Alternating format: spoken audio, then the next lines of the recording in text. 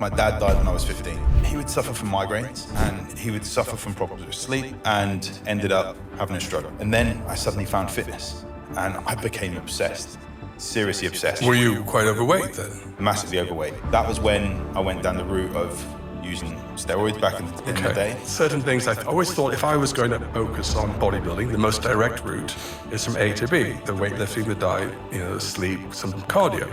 It's probably some of the reasons why testosterone is an issue. It's quite black and white. It's either you've got it or you don't. The testosterone, there's this cutoff, either you're in or you're out. If you keep that lifestyle where you're at and you keep stressing yourself out more and more and more, we could turn it into full-blown autoimmune 5, 10, 15 years from now. And I think that's where a lot of we can see the signs of autoimmune then increasing from that.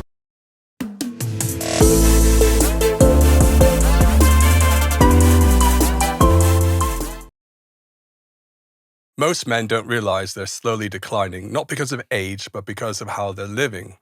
Today's guest believes the modern world is quietly destroying men's health, physically, hormonally, and mentally, and that most men don't even know it's happening. Ollie Matthews has built a following by challenging conventional advice on men's health, testosterone, lifestyle, and what it really means to feel like a man in today's world. But what's interesting is not just what he says, it's why it resonates so deeply. Ollie, who are you really, and what are the problems you're trying to solve?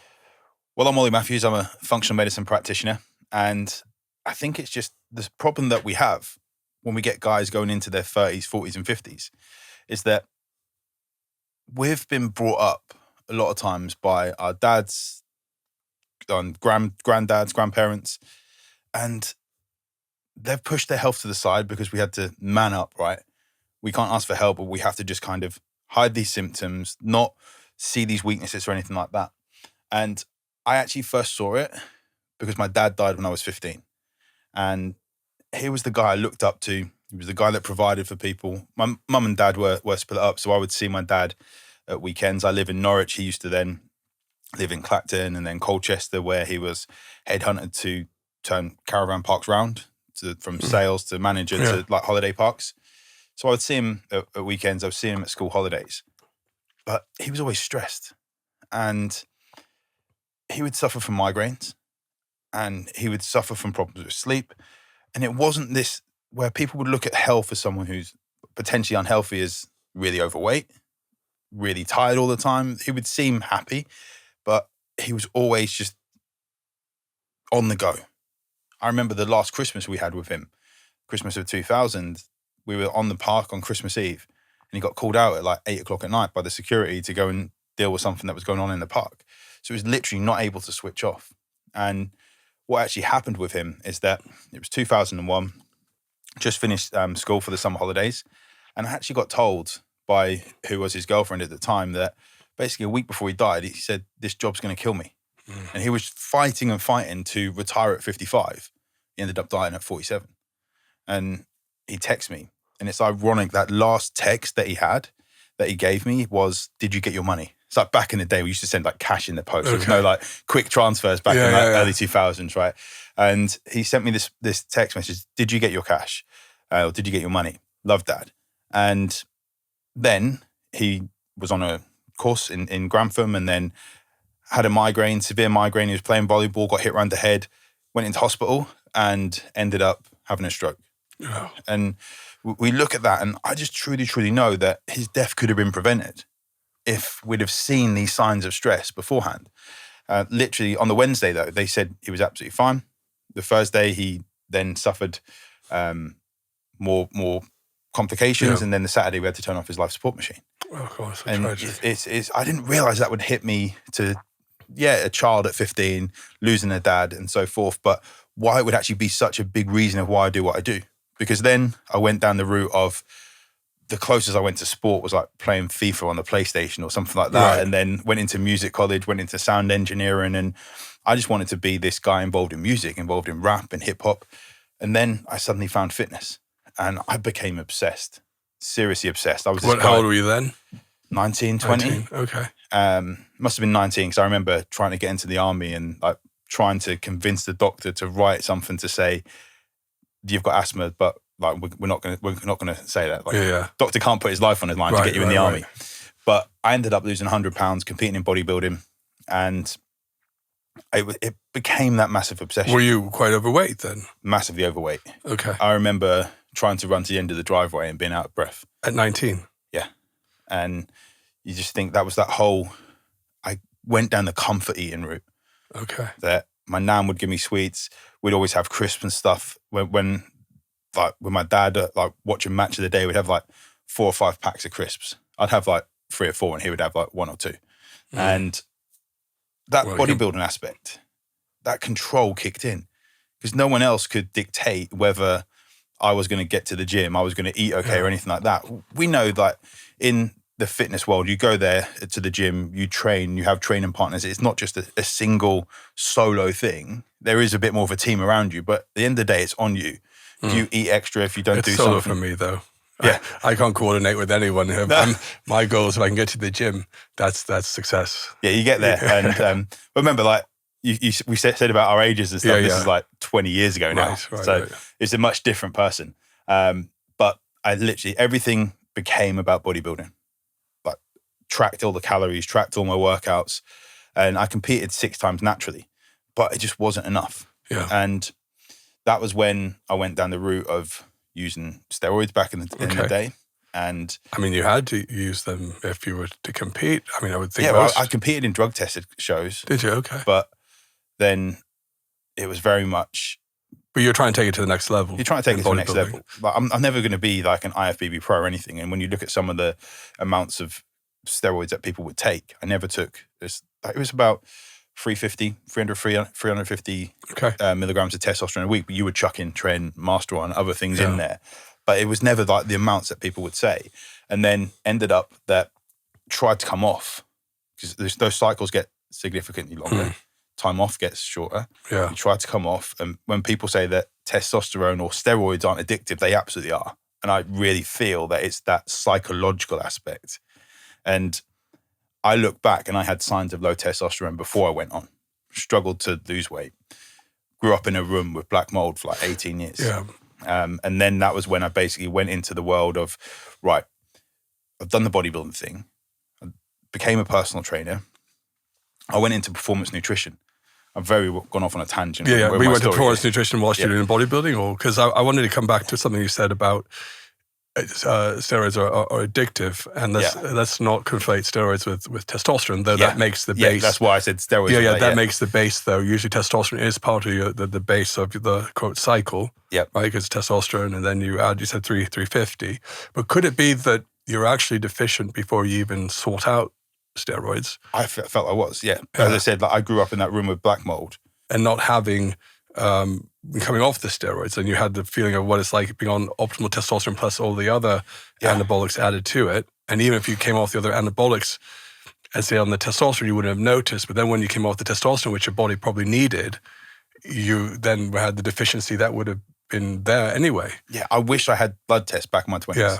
It was, you could still get blood tests then, but they weren't as easy to come by now. Yeah. The price was a lot higher. But even then going to the doctors, and I went in 24 years old, I went to my doctors, and I said, I've got low sex drive. I had erectile dysfunction to a degree. This is then saying I couldn't sleep. Was this after you stopped the cycle? This was before I used it. Before you used anything, right. Okay, good. I'd competed naturally a couple of times. I think my first shows were 2008, then 2010, and 2012 was the last show. You went to the GP, you asked them, and they fobbed you off. They said no to you. Gave me Viagra and Zopiclone. Oh my God, they put it. This is a guy, and also I had addictive tendencies. So you're giving someone addictive tendencies, a sleep medication, which is highly addictive, really. And it's a frustration of mine that I didn't have those blood tests done, because everyone will always say that low testosterone came because of the steroids. Yeah. And I think it is, we get those testosterone levels up, but then I was going for super physiological levels. I'd love to have had my bloods done to know what you were at baseline. And we tell a lot of young people that, I mean, you can use our blood testing service to find out where your levels are. Even more so if you're feeling optimal or great, or you think you're great. Do it, frame it, put it on the wall, and then you'll have it for at a later date. Something changes in your diet, your lifestyle, or just your genetic predisposition. Then you can say, well, I was actually at this level. And even if you come down and still consider the normal range, if you're well above the normal range when you're younger, and even if you fall just above what the treatable range is, that's really good evidence to say that actually for me, my body operated here, I need to be here. And if you don't have that baseline, I think young people are missing out on doing this, because the data is really important. Now, keep in mind that it's only one moment in time. So if you had a bad sleep the night before, even if you had good sleep and you tested, that first measure might come out a bit lower. The analyzer might be off. It just might be the blood sample. There was a doctor in a research Imperial College, professor, I can't remember his name, is telling me they've done studies where they take every 10 minutes blood draws from different men. And what they found was the first draw that they would do might look normal, and subsequent draws on the same day were actually showing low. And when you added up all the different tests they did over every 10 minutes throughout the day, many of these people should have been treated, but if they just went by that first test, they would have been passed over. So that's a problem with just 1 point testing. Yeah. But that's the best that we've got for the moment until there's some sort of like continuous testosterone monitor that's available. Yeah, or if you want to do, like, as you say, multiple blood tests. Well, you're going to be there all day at the clinic. Exactly. And you're going to have a lot of blood going as well. Yeah, well, it's not that much, but it's common they'll do that for prolactinoma or higher levels of prolactin. They can do a test where it's called cannulated. We put a cannula in your arm, you leave it for a few hours, and they do several measurements over that period of time, so you just don't get one level. Though normally if you're consistently going back and forth to the doctor to have higher prolactin levels, then most likely you're going to have high prolactin. And that could be, we talked about earlier about ADHD and these other issues, and we're going to show off on a tangent, but there are men who have ADHD tendencies who we can see sometimes have higher levels of prolactin when you take out the possibility of medications interfering with it, or even higher estrogen levels. This could be something that needs to be looked at further. But anyway, we digress. Yeah. Something on that note, actually, before we stop digressing, I tried Elvance for ADHD. And my prolactin raised quite a bit. It did a raise? And it went, I can't remember the actual numbers, but it went like higher than the actual like ranges were. And that was the only thing that it could have been. So that works in another part of the brain. Yeah. Normally anything that affects the D2 receptor, like an agonist, would lower it. It went the other way. A stimulant, but that's a stimulant. So without, I think that what you said, Lyvance or Vyvanse? Elvance. Elvance, which is some kind of amphetamine, right? Yeah. Amphetamine. Those tend to work, they're quite potent, and they tend to work in the, what's it called? Dopamine reuptake inhibitors, essentially.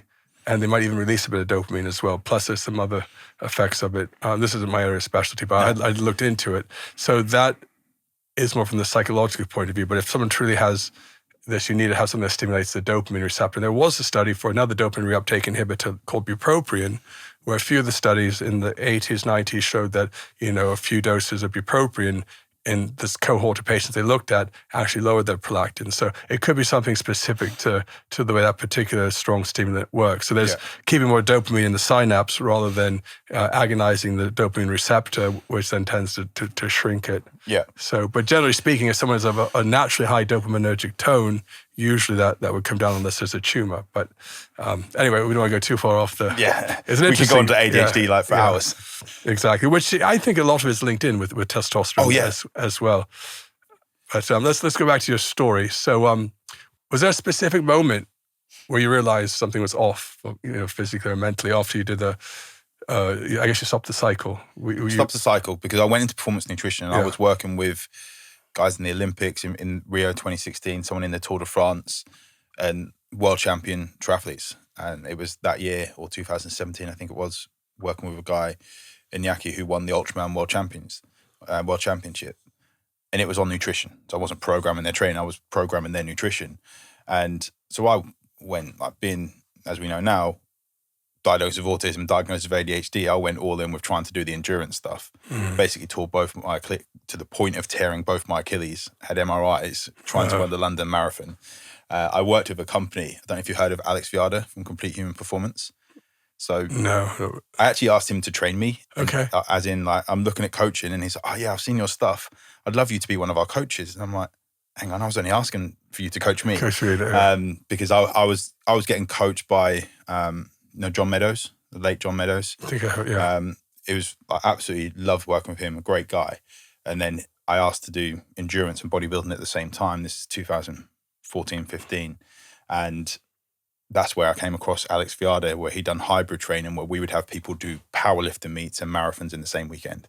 Okay. I think he actually coached Ben Pekulski to do a triathlon, and Chris Geffen as well. So you got involved in the more. So we had our team behind the scenes. Okay. Like, I never worked with Chris or Ben directly. Like, Ben was one of my favorite bodybuilders, and like him and John Meadows were my two favorite bodybuilders. They'd done a podcast together, and then I got to work with John.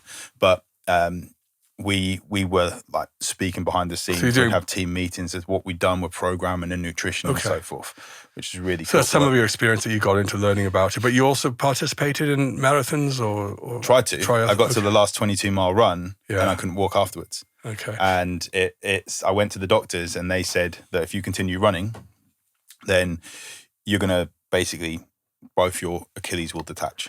So a lot of people really think that, hey, this is going to be healthy. I do these ultra triathlons, marathons, and I've always felt, maybe just I can't be asked, but I felt like I don't need to have that. I am competitive in my own way, but certain things I always thought if I was going to focus on bodybuilding, the most direct route is from A to B, the weightlifting, the diet, the sleep, some cardio. And anything that was going to be too much breaking down the body is quite intense. The level of running, swimming, cycling is quite damaging to the body long term, as you've seen. So I've always shied away from that. You remember, I stopped competing in 2012. Okay. So I had no intention of competing. Yeah. So no, but you did that back then. I would just say this for other people, because I've had other people that come to me and say, "Oh, I'm getting in shape. I'm doing a marathon and a half marathon," and I think that's more ego based. Like, I can do it. See if I can do this. See if I can go out and it's ego, but it's also dopamine related, I think. The endorphins from the running. Endorphins from running that release. People do a marathon, but then what's next? I'll do an ultra. I'll do 100 mile, 200 mile. Okay. And when you then see that, and when you look at blood tests as well, I don't know whether you've done bloods of like people that have done high levels of endurance, like their testosterone has dipped quite a bit after these extreme endurance. There's some studies that even look at testosterone when it comes to Tour de France. I believe after those 3 weeks, big, like, epic races, their testosterone actually drops. And I've seen that before. Even some elite Olympic athletes who overtrain. I mean, that's overtraining is what it is. And this is where I switched after working with these guys for 2-3 years, and it was getting them A to B as fast as possible with an aftershot thought of health. And I actually started working with some entrepreneurs. I was grateful for working with a guy called Rick Barker, who was Taylor Swift's first manager. Basically messaged me after a referral, and I looked on his website and I was thinking, why is Rick Barker's manager messaging me, this guy in Norwich? A couple of hours later, like, he'd messaged saying, I'm sick and tired of being sick and tired. I know what to do. I need you to tell me to do it. And signed up. 3 months later, I'm actually in his house in Nashville, Tennessee, doing a musician's health course. And he told me there that you've given my wife and kids back what they didn't have. You've given my wife back what she married 10 years ago. And I realized right there, his 15-year-old daughter, 13-year-old son, is that I couldn't help my dad, but I could help other guys, other parents not die before seeing their children grow up. And that's when I went all in with functional medicine and everything else from there. Okay. Now tell me about this functional medicine, because functional medicine is actually in the remit of, like, I know there's doctors in the US, MDs who they got the medical degree and then they practice functional medicine. Are you a practicing doctor? No. Okay, nor am I. So you're more a health fitness coach with looking more holistically. Yeah, exactly. Okay. Yeah, I can't prescribe anything or anything like that. Yeah, okay. And did you take a special course for the functional medicine? Yeah, so there's so many different courses over the years. And this is where the industry is so unregulated with that stuff. Because you can get insurance on, like, very low amount of courses. But I was lucky enough to go, there's a guy called Dr. Tatis Karazian, and he has his Karazian Institute, and he lectures for Harvard and does a lot of work with Harvard and Harvard Medical School. And I just always wanted to do his course and do it over and over again. And I was one of the first 10 in the UK to be listed on the website after doing it, which is very cool. And he specializes more in functional medicine and then the links of autoimmune as well. Right. Which, again, the amount of times I see people tell me that, you've cured autoimmune, and you can't cure autoimmune. You put it into remission. Yeah. But that's something that is getting more and more prominent now as well. So many more people with autoimmune conditions. Yeah. Why? What do you think that is? It's probably some of the reasons why testosterone is an issue. when we look at the environmental toxins. Like as Dave Lee mentions, like the plastics, pollutants, and pesticides, those three Ps. That it's just, we look at genetics as well, as we had a conversation about when we started here. We're not getting as much testosterone passed down from our genetics, right? In our actual makeup. There's more toxins in when you look at saturated in babies' tissues when they're just born. Studies shown that. So that then is going to have an impact on if someone have you ever seen the Cyrex Labs blood tests? It sounds familiar. So Zatis actually links in with them. So they do a lot of autoimmune testing, and they do one there with autoimmune antibodies. And for thyroid, all of them. There's like 26 different tissues they test. But it's not to say you've got full-blown autoimmune, because most of the bloods you see thyroglobulin, thyroid peroxidase, right? But these actually go into like testing full 26 different tissues. So it's to say you've got these antibodies that you've not necessarily got full-blown autoimmune, but you could do, if you keep that lifestyle where you're at and you keep stressing yourself out more and more and more, we could turn it into full-blown autoimmune 5, 10, 15 years from now. And I think that's where a lot of we can see the signs of autoimmune then increasing from there. But isn't there a bit of an overlap between autoimmune and gut health? Yeah. Where there's some sort of, they were saying with the celiac, or those who eat a lot of gluten, is the wheat's been treated with glyphosate, and this breaks the tight junctions in the gut and causing the leaky gut with like zonulin and everything, which then causes the body to overreact. Yeah. So obviously you want to remove those. I guess organic wheat is an option for those who aren't celiac. And also as well, people could have autoimmune but not even know about it because they've lived such good lifestyle and they're not constantly getting their body attack itself.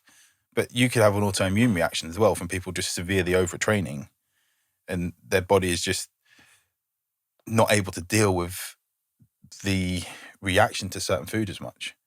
You looked into primed glial cells in the brain? What about? When they're like primed and they overreact. Primed and glial cells. So microglial, leading to anxiety, or just where you can't. Yeah, you've got like the neurons in the brain, and then you've got the glial cells, the immune cells, and they end up clearing out dead neurons. But people go through high levels of stress over and over and over again, and they get activated, and then they get primed. So they're literally on high alert. So anything that comes in, like someone overtrains without primed glial cells, they'll feel really tired, knackered for a couple of days. Someone with primed glial cells might be bedridden. Someone who's got a reaction to gluten without primed glial cells might be bloated, be running to the toilet, and so forth. The reactions we would hear about. But someone with primed glial cells, again, might be bedridden.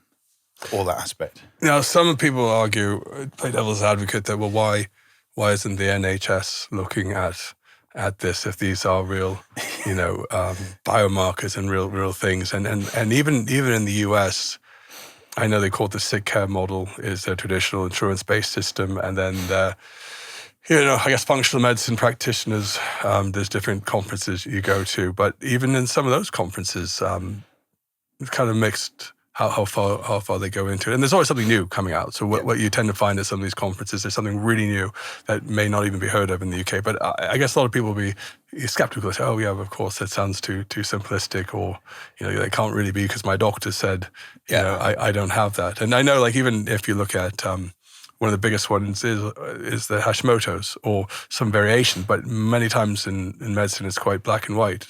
It's either you've got it or you don't. The testosterone, there's this cutoff, either you're in or you're out. And that's, I guess, frustrating. I think where some of you, Dave Lee, others are looking, and other practitioners who are medical doctors who have taken on more functional medicine approach, are looking at how you help those other shades of grey a bit, how you can help them. Just individualize it to the person. And I think that's a good sign, but are we going down a rabbit hole that we can't get out of when we're... And also what we have to look at, in my eyes, right, is that people then go down the route of functional medicine practitioners or doctors, if they've been trained that way, and they're protocol driven. Say that you've got this, you have this protocol with these 10 supplements that I'm getting 25% commission each time. And before you know it, they're moaning about the doctors giving drugs, and they're doing the same thing with supplements. Supplements, yeah. So how do we keep a very individualized approach that this diet is the only way? No, but that diet may not work for that person. And how viable is that diet to actually be able to be implemented day in, day out to someone who's single, no kids, or someone that's like a dad of 3, running 2 businesses, traveling all the time, and needs to eat on the go all the time.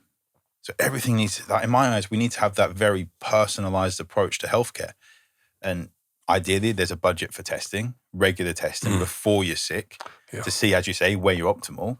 And what protocol works for you isn't necessarily going to work for me, isn't going to work for the other guy and the other guy, because our genetics are different, our preferences are different, individual stress levels are different. I've worked with twins, great guys, and they won't mind me saying their name, the guy Stephen and Scott. One of them, military vet. One of them worked quite high up in Wells Fargo. One of them was in Budapest. One of them was in Philadelphia. Twins are as close as we can get genetically with each other, right? But you'll see it like as they're close when they're born, but then they start drifting apart and drifting apart and drifting apart, depending on epigenetics and the stress they've been through in their lives. So what worked for Stephen didn't work for Scott, but we got results both the same. So, but equally, so I was like, despite the drift. Yeah, despite the drift, but we had to work with them completely differently. Interesting, as a base of what their lifestyle is. And watch our channel for more interesting information like this. But if you do want a more breakdown of real science versus media fear-mongering, subscribe, drop me a like, and share this with someone. And check us out on Instagram, TikTok, and now on Spotify. You can listen to content like this.